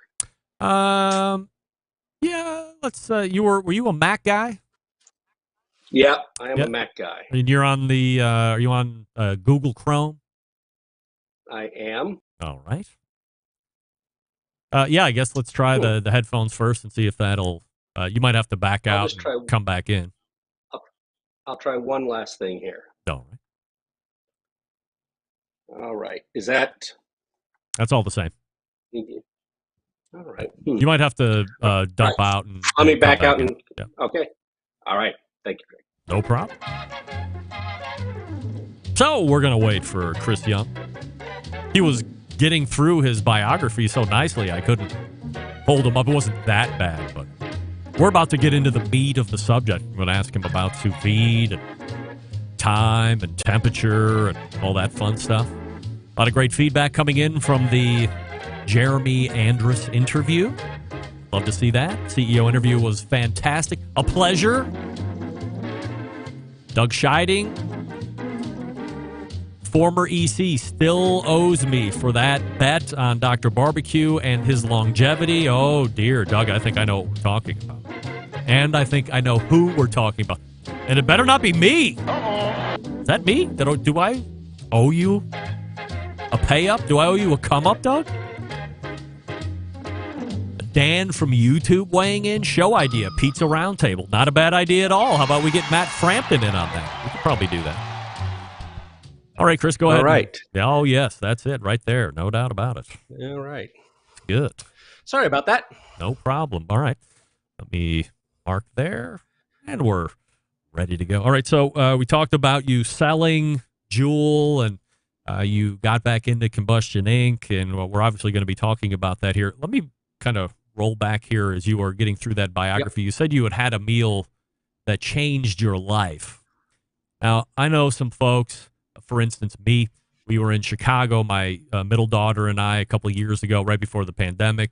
She was doing some modeling stuff over at the Merchandise Mart there, and we took in to dinner at RPM Steakhouse, and it was a life-changing dining experience for both of us. I mean, my daughter at the time is 18, and she's been to some places, but we get a lot of great meat here sent to me, and I have some great contacts, so we eat pretty well here in the house. But the experience there and the meat program there, along with some other things, was really great. A lot of people talk about that burger experience that changed their life, and they can always harken back to the best burger they ate. But I'm interested to know what the life-changing meal that you had was. Well, so the Fat Duck, let me see if I can set the stage. And maybe this isn't the typical fare that a lot of your listeners would prefer, but, I'm a young 20-something cook who's very into the art of cooking. And, the Fat Duck is outside of London. It's in a small town called Bray. And it's actually in a very unassuming pub. It's a 600-year-old pub. The ceilings are, about yay tall. And you come in, it's a small, it almost feels like you're sitting in a living room, and tables are very minimal, nothing's set on them. And, the first thing that they bring to your table is this, they wheel over this cart, and on top of the cart, there's a cauldron of liquid nitrogen boiling away. And the waiter starts your meal off with a palate cleanser by taking what looks like a whipping siphon, squirting a dollop of what looks like shaving cream onto the end of a spoon, dropping that into the liquid nitrogen, turning it over and poaching it for about 8 seconds. And then they strain it out, dust some green tea powder on it, and hand it to you on a small plate. And you pop it in your mouth and you bite into it, and it's fantastic. It just shatters with this glassiness and gives away to this luscious mousse that's racing with the acidity of lime juice and, some astringency from the green tea that it's made from. And the coolest thing about it is you get this puff of smoke out of your nose that makes you look like a dragon. And, it's this very theatrical thing. It's very whimsical. Nobody was doing anything like this anywhere in the world at the time. And what was interesting to me about it is not only was it actually delicious, even if it was a bit over the top and theatrical, but it actually had this very carefully reasoned purpose. A lot of people come to a restaurant, and before they've come for the meal, maybe they've brushed their teeth. And if you've ever had orange juice in the morning after you brush your teeth, it doesn't taste quite right. And that's because the toothpaste leaves an alkaline residue on your teeth, and the orange juice is acidic. And when that alkaline residue neutralizes the acidity of the orange juice, your brain goes, hold on for a second. This isn't fresh. This isn't right. And so the lime juice in that palate cleanser was meant to neutralize any basic residue from maybe brushing your teeth. And maybe some of the ladies know that a lot of facial cleansers use green tea because the tannins, the polyphenols in the green tea are really good at sort of cleansing soft tissues like your tongue, like your cheeks. And there's a teeny bit of vodka in there, just a little bit of alcohol to sort of help dissolve and disperse any fats because maybe you had some French fries because you didn't think you were going to eat very well at this meal. So it actually had this very carefully reasoned purpose to sort of level the playing field. And over the next 2.5 hours, I think I had about 24 dishes, each one more surprising, more whimsical than the next. But it wasn't all just theater. It all wasn't just show. You know, the pork belly was incredibly well cooked. And this was back in, as I said, early 2002. This was one of the few kitchens at the time doing sous vide cooking where they would cook that pork belly for 48 hours at 140 Fahrenheit before crisping the skin, before puffing it. The lamb, same kind of deal where, you know, the meat was impeccable, but it was the combination of techniques like sous vide and using liquid nitrogen that both served for theater and whimsy and fun, but behind it all, there was real thinking into how do you make food as delicious as possible. And, you know, that meal was fantastic. But, you know, the more I got to work with Heston and the team over the next 5 years, the more I realized what was possible in the hands of a creative chef when you're enabled by an understanding of the hows and whys of cooking. And so most of my career has really been about exploring those hows and whys, and whether it's writing books or creating videos on YouTube or now building consumer electronics, it's all informed in terms of using science and technology to make it easier to make amazing food. When you were starting to get into the Jewel and the chef stuff thing, were you also burning out at the chefing part of this, or is that always a burning passion? I mean, so professional cooking, chefing is a young man's game. I'm in my mid 40s now, and every now and then I auction off a dinner and do a dinner for someone, and my body is wrecked the next day. You know, the thing about professional cooking is, you know, when I was 24, 25, I'd get to work at 8 a.m.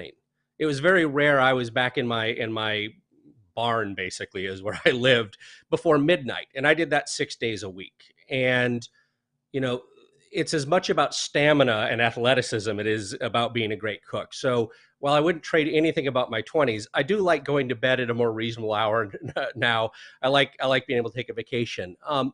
But the other part of it is I've always found enjoyment in the customer service part of it. And whether that's a restaurant where we're serving 50 people a night, or with Jewel, where we really prized having great customer support, we're always trying to delight people. We're always trying to make it where they can prepare a great meal. So even if I'm not doing the cooking, I feel proud that we made a tool that made it possible and that we're willing to stand behind that. I'm first introduced to sous vide cooking, you know, many years ago through a product called Sous Vide Supreme, I think it was. I still have it. I still use it. Yeah. Square. It looks like a bread maker. It takes up a lot of space on the countertop, but it does what it's intended to do. Yeah. So, and I think I won it actually through a contest. And maybe they just picked me because they heard I had a podcast and they thought they'd get some free exposure out of it. And I just thought I was lucky, whatever. But it's many years old. I still use it for some chicken cooking, obviously for steak and some other cuts. But I don't think I've really taken advantage of sous vide cooking because I see it as more segmented than I probably should. And I've had folks on the show over the course of time. There's a guy down in Florida, Fire and Water Cooking, who's a huge sous vide guy. Meathead obviously has dedicated some books to sous vide Q, and he's got recipes and stuff on his website about that. And certainly you're a continuation on that. To me, when I look at you, you're a big guy on time and temperature, but it's not, is it internal temperature? Yes. But the more I learned about you, it's surface temperature, and perhaps more surface temperature than anything else. Yeah, so sous vide was really interesting, and you're right. It's still it's grown tremendously from when I first started doing sous vide in 2002. I mean, you can go to Target now and get a sous vide device, and I like to think we played a role in that. But you know, it's still not in every kitchen in America. And what people really love about sous vide is the certainty that the food is going to be cooked exactly like they want. You know, there's no risk of overcooking or undercooking. And as a technique, sous vide's a little bit of a hack to make that possible. Essentially, you fill a water bath up and you put the water at the temperature you want the internal temperature of the food to eventually reach. And then you seal the food up in a plastic bag and you put it in the water and you wait. Now, the benefit of that is the food can never get hotter than the surrounding water. And then you usually need to do something like sear or something for the love of God at the end, because straight out of the bag, it's cooked, but it's not what I say is delicious for the most part. But the downside of that approach to bringing the temperature to exactly where you want it is, one, it's slow. Those last few degrees take about 80% of the cooking time. If you raise the water bath even a little, you'll cut the cooking time by 20%, but of course you'll get a little bit more of a doneness gradient. So it's, and the more you raise the temperature, more it starts to look like conventional cooking. The other thing that's an issue, and people in the barbecue world, I think, can appreciate this, food's mostly water with some shit mixed in. And when you put that in your smoker or on your grill or in your oven, that water starts to evaporate. And as it does, just like sweat evaporating off you cools you off on a summer day, unless you live in the Midwest where the humidity's basically 100%, that evaporative cooling drops the surface temperature far below the cooking temperature. And this is what leads to the stall in barbecue, but this happens everywhere. And the problem is now you don't know what the real cooking temperature is. Your oven might be at 400 Fahrenheit, but for most of the cooking, the food is feeling a temperature below the boiling point of water, below 212, because it's still water. And until that water's all gone, it can't get much hotter except for the very surface that might start to brown. The trick, and this was one of the original reasons I built the thermometer I decided to build, was if I could measure the temperature at the surface of the food, I could know what the food is actually feeling. And now if I could turn the temperature of my smoker up or down, or I could turn the temperature of my oven up and down to hold the surface temperature at that doneness that I want, well, the center of the food can never get hotter than the surface. So if you think about it, that it makes some intuitive sense. The benefit of that is I don't need to heat up a bunch of water. I don't need to use the plastic packaging. I can combine this with traditional techniques like smoking or grilling or barbecuing, but it gives me that precision of sous vide cooking without all of the other stuff. So in a certain sense, I built this thermometer to be able to measure the surface temperature of my brisket and adjust the temperature of my BBQ. And at some point, this kind of got out of hand, and I decided we should turn it into a real product. Yeah, so I was going to say, and that sounds like this is the genesis of where combustion comes from. You're messing around with the BBQ, and you have the extensive background in sous vide, obviously, with the Joule, and now you want to do it similarly, but not again in a sous vide experience, but in something a little bit different, but similar in concept, using what you've known. When you were looking at, and maybe you didn't, but I would assume just being a good businessman, you've also assessed the market, what's existing out there. By the way, this is a wireless thermometer that you're talking about, not a wired thermometer, which is why I'm about to say, you look at the market that's existing out there, and the Kleenex of what's out there today is Meter. It's wireless. It had a huge Kickstarter program to the tune of millions. But in my opinion, it has mostly failed in every other way. It's slow in delivery for like 2 years. A lot of people thought it was a scam for a little while until they actually got theirs after a year or so. Connectivity, ability to travel outside of a 10 or 12 foot radius like Bluetooth really doesn't seem to work that well, even with the Wi-Fi bridge, and the list goes on. And then you have some other Me Too wireless products as well, like Yumly and some of these other things, all similar pitfalls as far as usability and what you would hope it would do versus what it's actually doing. So when you survey the market, how is yours differing from a functionality standpoint? What does yours have also, and what does yours not have as well? Well, so a few things. The first thing is, look, there's nothing wrong with the Meter, and they absolutely proved there was a market there, and it's nice to know there's a market there if you're going to invest the millions of dollars it takes to bring a major product like this to market. One of the things I know is the Meter was created around the same time the Joule was. They would have been doing their engineering mostly in 2015, 2016. They took a lot longer to get through manufacturing, and I think that was mostly manufacturing is a lot harder than people think who haven't done mass-produced manufacturing before. Everything takes longer. Everything is harder because everything just has to work flawlessly, or when you scale it up by 100,000, the wheels come off. But what I know about that is that was very early days for Internet of Things and connectivity. And there's a lot of things that we learned from Joule because we had millions of people cooking with our sous vide device, and our device was entirely wireless and internet controlled. That one of the things I really wanted to get right was the connectivity. It needed to just work. When I take the thermometer out of the case, it should turn on, and it should connect, whether I'm using the app on my phone or whether I'm using the timer. It should connect instantly, less than a second. I shouldn't have to create an account. I shouldn't have to go through 3 steps. It should just reliably do that.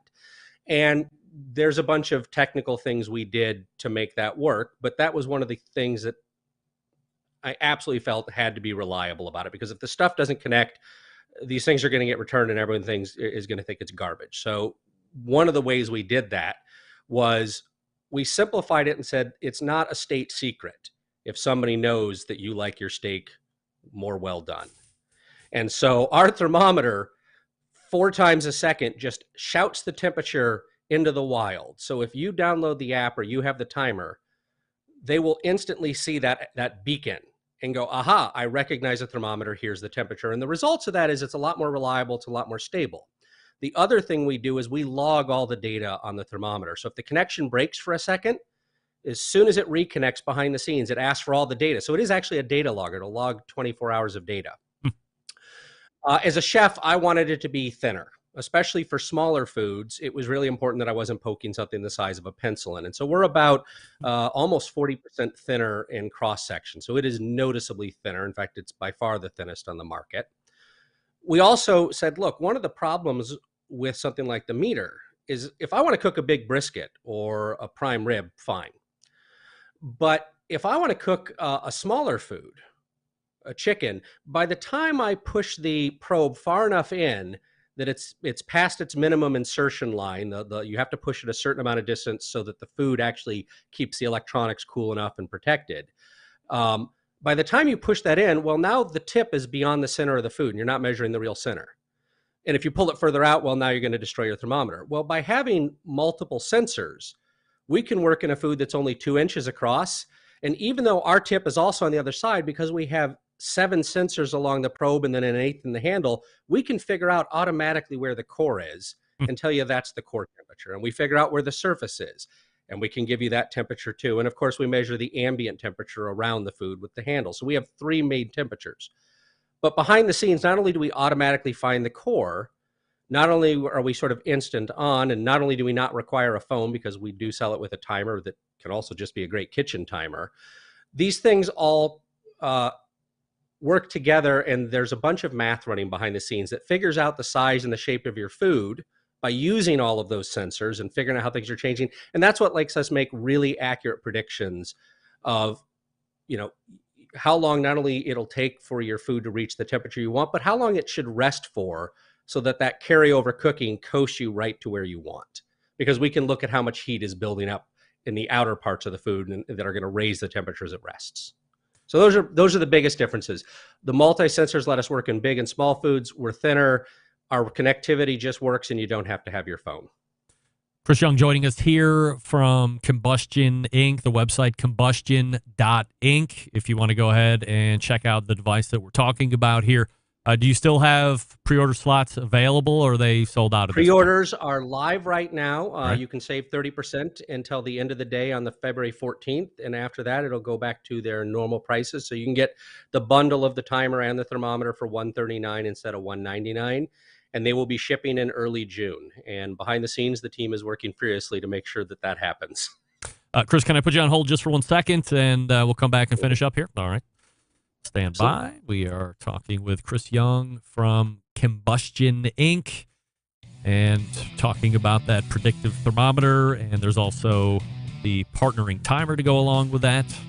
But you can download the app if you don't want that and see it right there on your phone.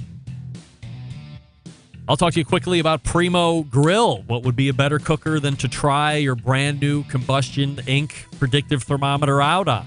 I don't know. Primo sounds like a pretty good idea to me. What do we love about ceramic cookers? We love that they're fuel efficient. We love that you can achieve low and slow temperatures for traditional barbecue meats. We also love that you can get rip-roaring hot for high temperature grilling of steaks and other thin cuts. But what's missing in the everyday lineup of ceramic cookers? The ability to do true two-zone cooking. Two-zone cooking, very important to both professionals and backyard cooks alike. It's the best way to manage a fire and cook with confidence. However, getting a two-zone fire in a round ceramic cooker, not very realistic. Why? Because it's round. Enter Primo Grills and the game-changing oval design. The shape gives you the ability to execute a two-zone setup. It also gives you the other ceramic grill benefits as well. Really, when you break it down, if you can believe it, there's more than 60 different ways to configure the Primo cooker. So you're only limited by your culinary imagination. If you're looking for accessories to complete your Primo Grill experience, they have more and more all of a sudden. They got the top and bottom air damp revamps. They have the brand new lift hinge. They also have the Primo Grill rotisserie, the Primo Grill pizza accessory, the half drip pan, the rib rack, and they're coming out with more in 2020 as well. Only sold through dealers, so visit there, see the cookers, and see all the other accessories that you can get, primogrill.com. Here's the bottom line. Best ceramics in the biz? Yes. Patented technology? Yes. True two-zone cooking capabilities? I just said it. Multiple sizes? And yes, if you just have to have a round one, they have those as well. But please, consider the oval. Be a game changer. Be a mold breaker on the cul-de-sac. primogrill.com. Again, for a dealer near you, follow them on Instagram and Facebook. That's primogrill.com. And we're back with more Chris Young from Combustion Inc. right after this. Stick around. We'll be right back.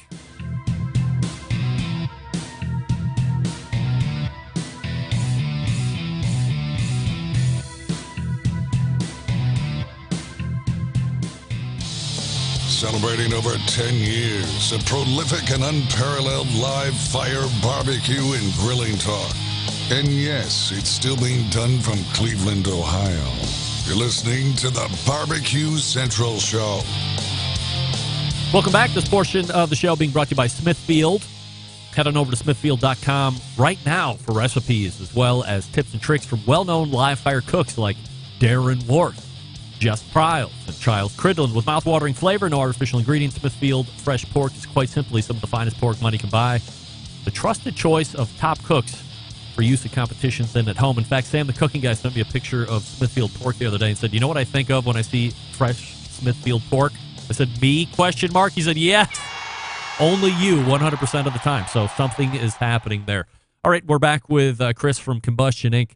and appreciate you hanging with me through the break there, Chris. So as we were talking about how your particular thermometer is differing from what's out there, let me ask you from a funding standpoint. This is something that you're obviously doing. I don't know if you have like private equity folks or things like this. The question is, it seems pretty popular, especially for a tactile or a physical product, to go crowdfunding. We saw, as I had mentioned before, wild success with Meter. You have quite a substantial background in manufacturing and what that's all involved.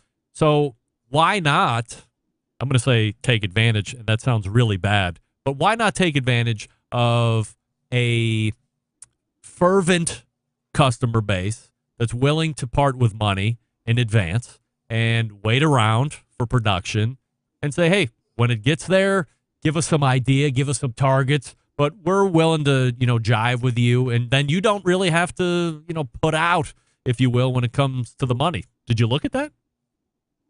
Yeah, we thought about it. We didn't do it at Combustion either. And, there's a lot of good reasons. It could fill a whole podcast in upon itself that I won't get into. But I suppose on a certain level, it's philosophical. And, I'm fortunate to be in a position that I can afford to take this risk. There's no private equity. There's no big money behind this. This is something that through it's your previous big money. Successes in my I'm writing the check. Remember, this started out as a hobby with my barbecue. Yeah. And at a certain point, I was writing enough engineering friends checks to prototype. I said, well, at least I ought to get my money back. Let's turn it into a company. But I think the ultimate reason is customers aren't guinea pigs. And, we're taking pre-orders. We're giving people a 30% discount by ordering it a little bit earlier to figure out how big our first production run should be. But I've done hardware enough to know stuff will go wrong, that mistakes will happen. And I also know that those big numbers you see on Kickstarter are largely not real. The big numbers you see require huge amounts of money spent on advertising to drive those numbers up. How much the creator actually gets to keep is maybe a 20% of that number you see. And that's not enough to get you through manufacturing. So it sets false hopes, I think, for those people who took the risk on backing a product that may or may not exist. We stand behind it. We're pre-selling. People can cancel their order up to the day it ships if they change their mind. We have a 2-year warranty and a 30-day money-back guarantee because I'm standing behind this. And what feels right to me is I'm going to take the risk on creating the product. I don't need people to provide me a loan or sell them a story that isn't true. Chris, so, I think that's philosophically why we don't do it. I think everyone listening to this agrees that the future holds wireless remote thermometry as something that will be the standard, much like the pro or the wired thermometer is the standard at this point, and now wireless is trying to break into that. There are options currently, as we've talked about, that seem to perform well in certain areas, but not in other ones. So is there a opportunity down the road where you would look at doing some kind of Wi-Fi connectivity, or being able to connect to the app and then get in my car and go to the grocery store and be able to see what's happening with my meat that way? Yes, that's going to happen. And I think part of the reason we didn't put it into version 1 is we did Wi-Fi with connectivity with Joule. It's incredibly expensive to maintain. It breaks a lot because everybody has a different router. It's very challenging. And I wanted to make sure we delivered the base experience and nailed it first before we extended it, because not everybody needs the Wi-Fi connectivity. Not everybody wants to do that. The other thing that's changing is IoT cellular is actually in some ways becoming a real thing.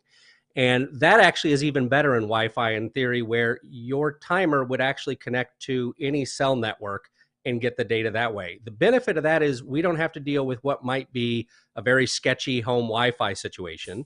Wi-Fi often doesn't reach into the backyard. And so we can make that promise of it will just work out of the box and always be connected as long as there's even the weakest of cell phone signals. So again, as I look at the technological landscape changing and I think about what's best for our customer, well, what's best for our customers, things just work.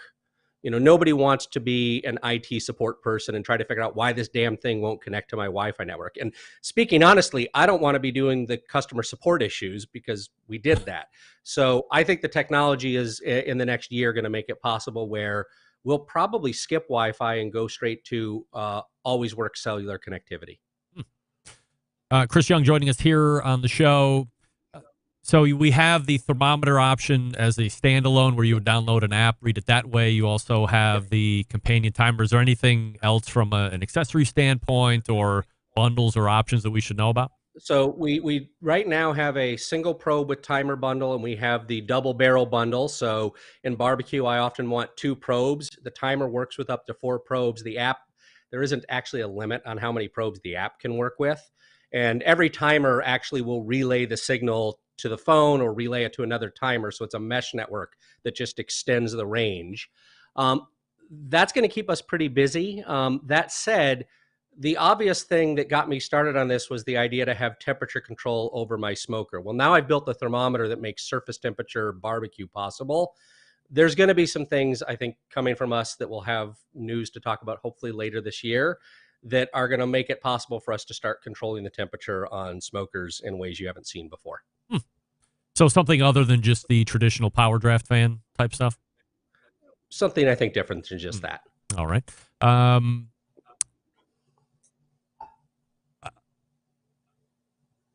had a thought, and it has quickly evaporated, much like boiling water here. So if I think about that, then I'll get back to it. Your driving culinary theme here, Chris, is it knowing the surface temperature and then being able to regulate the surrounding temperature in order to give you the best results possible and having that be consistent? I think it's actually even a little bit bigger than that. One of the things I've learned as a chef and a home cook and a barbecue enthusiast is the control of temperature is make or break for great cooking. I don't care if it's barbecue or it's a great hamburger or a perfect steak or a fancy fine dining meal. If you can't control time and temperature, you're never going to have that kind of consistency. And so certainly one of the things I've focused on in my career is whether it's sous vide or now this, I think having better tools to control temperature in your kitchen or in your backyard is going to make you a better cook. But the other part is we all have questions about when's dinner going to be done? How long should it rest? And even as a really experienced cook, if I'm doing something I haven't done before, I have some intuition for it, but I'm wrong as much as I'm right if you change things up enough. And this is something where my background as a mathematician says, look, we have fancy sensors now. We have supercomputers in our pockets. We can solve this problem by letting the computers do that job. And that hopefully makes people more confident, maybe in cooking things they've never cooked before. Maybe they've never tackled a brisket because it seems daunting and you're putting this huge amount of time in, and what if it goes wrong? Well, what if we could give you the temperature from Aaron Franklin's pit on our thermometer, and you could match your temperature to get that kind of result so that you can see exactly how you should do it to get that perfect result? What if we could give you that kind of turn-by-turn driving direction? Might it inspire you to take the risk on something you hadn't done before? And to me, that's really exciting and worth doing. So I think that's kind of what I've made my career about, is innovation in the service of helping people cook. All right, so I remember what I wanted to ask you. You had mentioned with the app there was really no limit to the amount of probes that you could have. So if I had 7 or 8 probes, just hypothetically speaking, is there a quick and easy way for me to figure out which one is corresponding to which? Yeah, so one of the things where the software engineers are working on it right now is if you take one of the probes that you're interested and you hold it really close to your phone, it'll blink that one. If you hold it close to the timer, it'll switch over to that one. Because it's and we're, right now we have our beautiful, very bright and bold yellow colors, but there will be other colors available later as we work through it. The yellow is actually ceramic, and one of the things that I've gotten to learn a lot about is getting colors dialed in just right on kiln-fired ceramic coatings. Turns out to be really, really difficult. So we got the yellow working. We're working on red and some other colors now.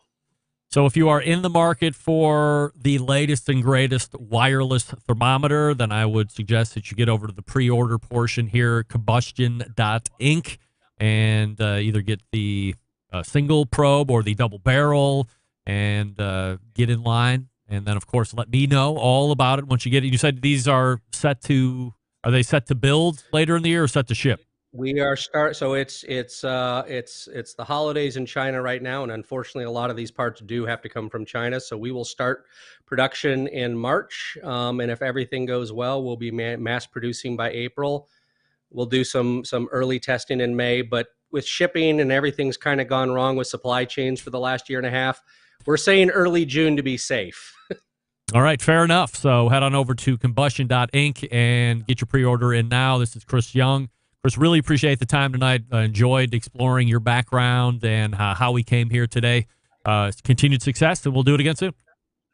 Okay, thank you, Greg. Thanks for having me. You got it. There he is, Chris Young, right there from combustion.inc, formerly Chef Steps, and obviously one of the co-authors over at Modernist Cuisine as well. So very accomplished, and then academic to boot, just like Jeremy Andrus there in the first hour. So if you're a wireless fan or you want the latest and greatest, combustion.inc, put in your pre-order, away you go. I will talk to you quickly about Vortic Watch Company, a small batch custom watch manufacturing and vintage restoration company located in northern Colorado. They take antique American pocket watches and turn them into wristwatches. Their mission, preserve and enhance the legacy of manufacturing excellence in America. In order to do that, they combine traditional and cutting-edge technology to create unique quality functional timepieces with exceptional value. And here's the coolest part. Each watch that Vortic makes is unique and one of a kind. Vortic, founded on the motto that America wasn't assembled, it was built. Check out VorticWatches.com for more info or to possibly buy their watch of the day. We're back to wrap the show right after this. Stick around. We'll be right back. Whole packers, full racks, legs and thighs, injecting butts. If you've never heard this before, you might think you found the best XXX show ever. Let's get back to the most homoerotic host out there today, Greg Rempe. All right, let's see if I can do this here in just a minute. We're getting ready to make tracks all the way back in the first hour. Of course, it was the CEO and first-timer to the show, Jeremy Andrus, Traeger Grills, Traeger.com, socially at Traeger Grills. And then in the second hour, the founder of Combustion.inc, your latest wireless thermometer option Chris Young, formerly of Chef Steps and Jewel, also Modernist Cooking. Check it all out. Get the podcast. Hit me up if you have any questions. Big show planned for you next week. As always, Stephen Reichland will be back amongst others. How Do I Always Leave You? September 11th, 2001. I will never forget until next Tuesday at 9 p.m. Eastern. This is your program host and proud U.S. American, Greg Rempe. Good night now.